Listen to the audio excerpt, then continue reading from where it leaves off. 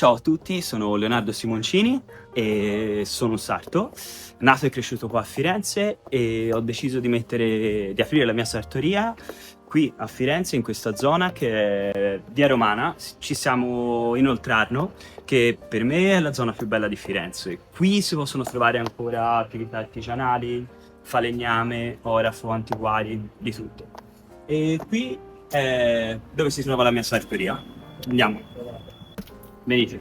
Questa è la zona dove il cliente viene accolto, dove può stare comodo, sorseggiare un drink e fare anche la prova.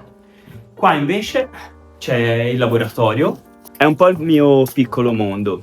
La stanza è piccola ma c'è tutto. Adesso devo correggere una giacca che andrà ultimata e spedita entro un paio di settimane per un cliente che vive in Belgio. Alle mie spalle ho tutta questa collezione di tessuti per lo più vintage che ho collezionato in un arco di 4-5 anni girando varie sartorie nel nord Italia. Erano tutte stoffe che sarebbero state buttate via e invece io ho preferito dargli una seconda vita. Amo molto questa zona, specialmente perché molte signore, tendenzialmente anziane, si fermano e sono stupite di un ragazzo giovane, o apparentemente giovane, che fa questo mestiere, che è sempre stato reputato per vecchi o comunque per over 70, e mi chiedono anche come ho iniziato. E come ho iniziato? Semplicemente andando in bottega. Ho fatto anche una scuola, però era un corso di 7-8 mesi dove in realtà un'infarinatura generale dove non ho imparato praticamente niente, se non che ho avuto l'opportunità di fare uno stage di 3 mesi e ho chiesto di andare a fare appunto questo stage da Liverano e Liverano, che è una sartoria che si trova dall'altra parte dell'Arno, ma è una sartoria storica di Firenze, una delle probabilmente delle più importanti, una delle top 3. E ho fatto questo stage di 3 mesi e poi dopo in realtà poi ci sono rimasto per 7 anni ed è lì che ho preso un po' tutto. È molto molto difficile, specialmente perché nessuno ti regala niente e devi rubare con gli occhi. Questa è una giacca che avevo provato, quindi era una seconda prova, quindi per un cliente di cui ho già il modello. E l'ho sdifettata perché ovviamente ogni volta va fatto almeno una prova e ho fatto le correzioni sulla parte sinistra, si lavora sempre sulla parte sinistra, quindi i gessi che si vedono sono le correzioni, queste che si chiamano filze, sono la linea vecchia, quindi della seconda prova. E per avere due parti simmetriche, identiche, cosa ho fatto? Segnato col gesso, ho messo la sinistra sulla destra e ho fatto questo che chiamo la magia, perché quando insegno a una scuola di moda qui a Firenze e quando li vedo annoiati li faccio vedere questa cosa di battere, fanno oh, come se fosse qualcosa di magico, ma in realtà niente di trascendentale. E adesso vado a risegnare ovviamente il gesso che si intravede qua, ok, per avere due parti identiche.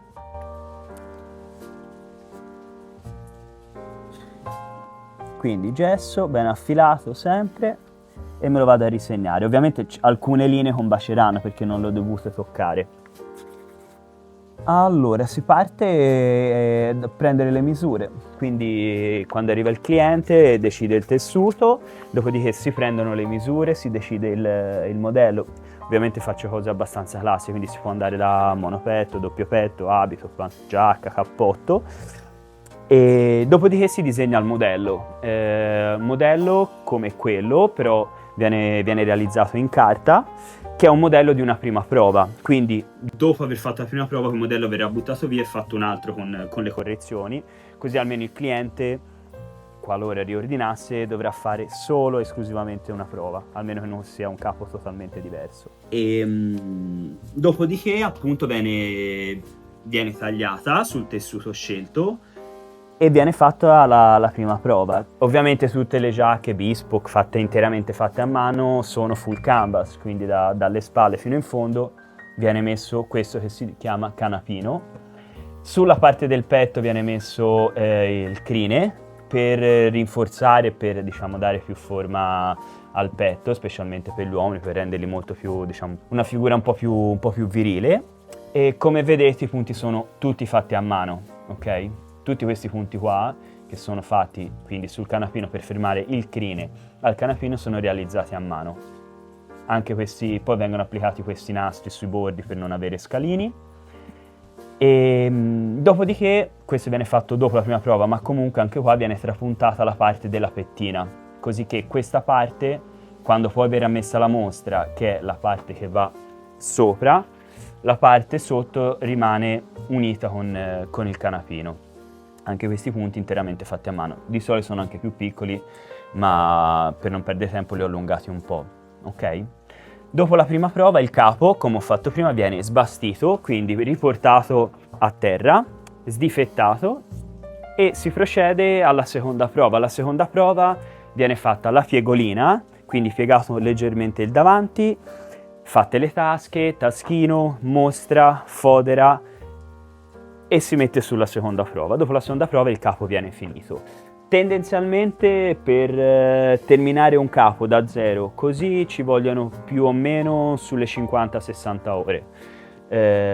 Poi se sono tessuti un po' più leggeri o magari un cappotto, leggermente di più.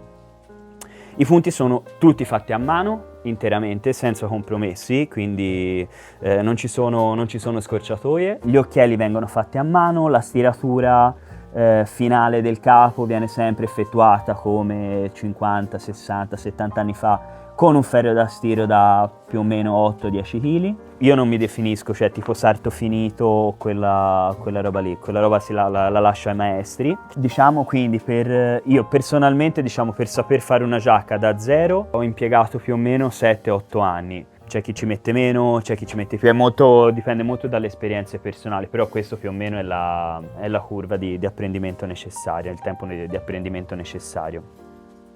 Adesso vado a togliere tutte queste linee, queste filze, comunque linee vecchie, che non mi servono più, e andrò a rifarle esattamente sulle linee nuove.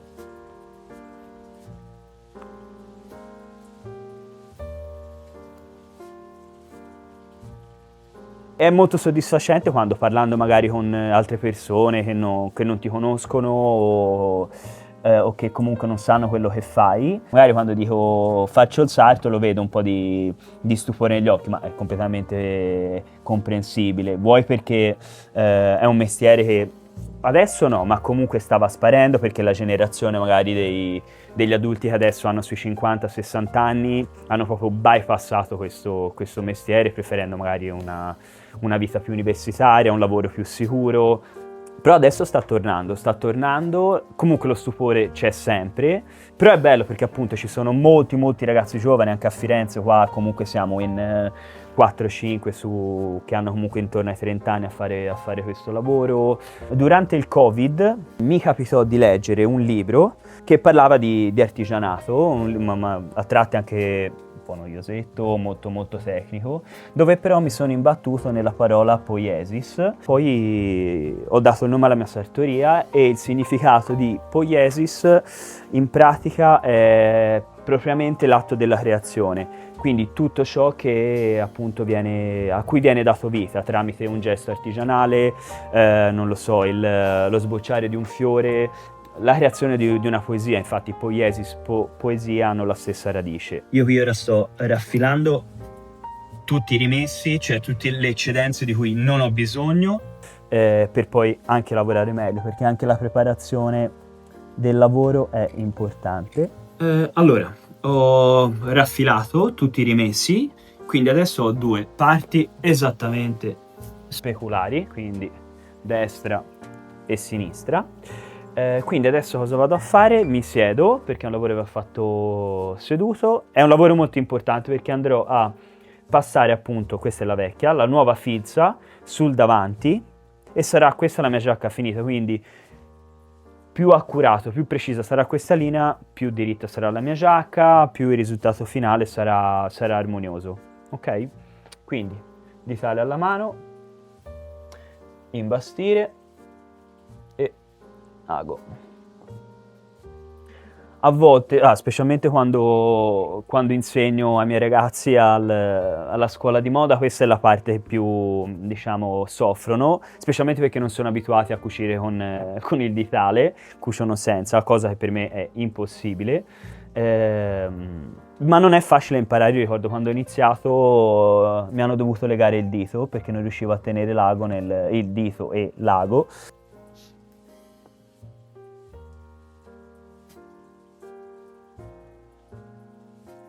Allora, adesso vado a marcare il davanti con una filza. Una filza è praticamente un'imbastitura dove andrò a prendere esclusivamente il tessuto per poi andare al passaggio successivo. Quindi inizio, entro esattamente sul gesso.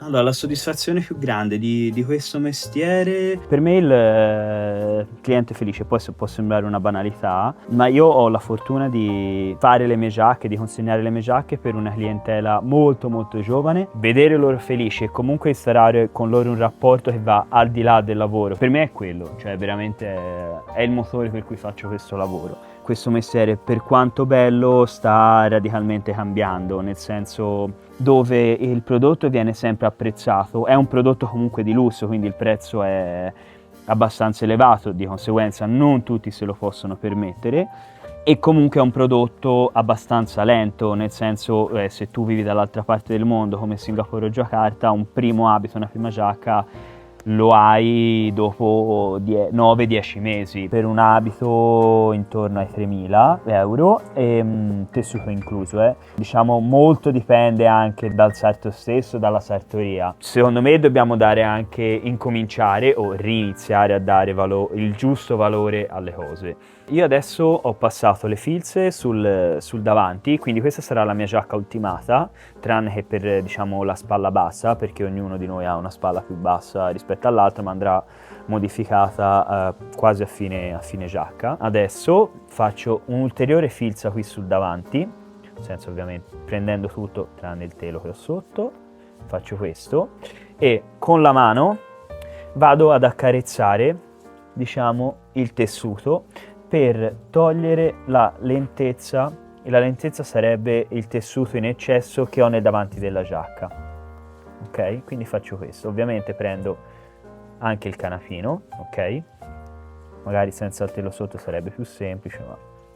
Ora inizio il completamento della giacca facendo la cosiddetta, almeno qui a Firenze si chiama piegolina. Prima di tutto decido quanto deve essere il mio dente, ok, della pettina, quindi dove andrà attaccato il collo, il bavero. Quindi dapprima faccio questo, faccio un taglio qui sul dente, ok, quindi prendo la misura dalla punta a qua e quello è, diciamo, il gusto personale. Dopodiché faccio questo, giro la mia giacca sul rovescio, piego il mio canapino a bordo della filza che ho realizzato precedentemente, che appunto delimita la mia giacca, e taglio via il canapino lasciando tra la filza e il canapino 1 millimetro. Quindi faccio questo e farò così per tutto il davanti, questo fino in fondo, ok, via via me lo segno. Il lavoro di sarto, se tu lo fai bene, è un mestiere che ti può levare molte soddisfazioni. Ovviamente focalizzarsi soltanto sul fatto a mano, sul bespoke, penso che ad oggi sia un po' rischioso, in quanto hai molta concorrenza, quindi diciamo uno deve anche, diciamo, stare al passo con i tempi e quindi cercare anche una via diversa per approcciare nuovi clienti. A me piace molto combinare magari lo street style, può essere un jeans con una giacca sartoriale, e penso aiuti molto anche ragazzi e ragazze giovani ad approcciare questo mondo che è sempre stato visto come un mondo un po' vecchio, stantio, molto lontano dalla modernità, ma che in realtà è molto contemporaneo al tempo stesso. Qui si torna a uno dei primi passaggi della realizzazione della giacca. Quindi il cliente ha scelto il tessuto, in questo caso il cliente sarei io, ogni tanto mi faccio anche qualcosa per me. È un tessuto 100% Khan Kashmir. Quindi adesso cosa vado a fare? Vado semplicemente a sfumare, quindi a stirare e a dare un po' di vapore al tessuto prima della lavorazione. Molti lo bagnano il tessuto, io lo sfumo abbastanza così almeno perdo meno tempo. Aspirazione, il ferro bello pesante, questo è sui 6 kg e tanto vapore. Lo sfumo, non premo il tessuto ma lo sollevo leggermente. Io lo consiglio, ma consiglio qualsiasi attività artigianale purché fatta, diciamo, sicuramente con passione, altrimenti non la fai. E secondo me anche, diciamo, aggiungendo qualcosa, nel senso trovare un po' il proprio stile, la propria firma in qualcosa che comunque ha delle regole, è stato tramandato da magari un mestiere che funziona così da 100 anni. All'apparenza è un tessuto difficile, diciamo, da abbinare, ma questa in particolare ci sono molto affezionato, è una giacca che voglio finire il prima possibile, in quanto il nonno, che è il padre di mia madre, quando è venuto a mancare, mia mamma, svuotando appunto l'armadio, ha ritrovato tutte le sue giacche, cravatte. Mi ha detto che aveva una giacca molto simile a questa, e quindi la devo tagliare e la devo finire. Quindi sì, c'è anche un po' di affetto rispetto a questo tessuto. Allora, questo è il capo finito, in questione questo è un doppio petto. Penso che la linea fiorentina, giacca fiorentina per il doppio petto, sia il più bello, soprattutto perché appunto la giacca fiorentina ha una sola pence, va qui dal giro fino più o meno alla metà della tasca, quindi il davanti senza avere altre pence rimane pulito. Altri dettagli importanti secondo me, specialmente del doppio petto, è una linea del collo molto basso, un po' uno stile un po' più vecchio ma che a me piace. Nel doppio petto si vede molto spesso punte storte o che hanno una curva concava, invece quello che cerco di fare io, diciamo, è avere una punta a forma di foglia d'ulivo, quindi leggermente gobba, che comunque è, insomma, dà tutto un'altra estetica, un altro risultato finale. La cura del dettaglio in qualsiasi fase della lavorazione è importante, e spero che questo sia passato all'interno e durante tutto il video. E niente, è tutto qua.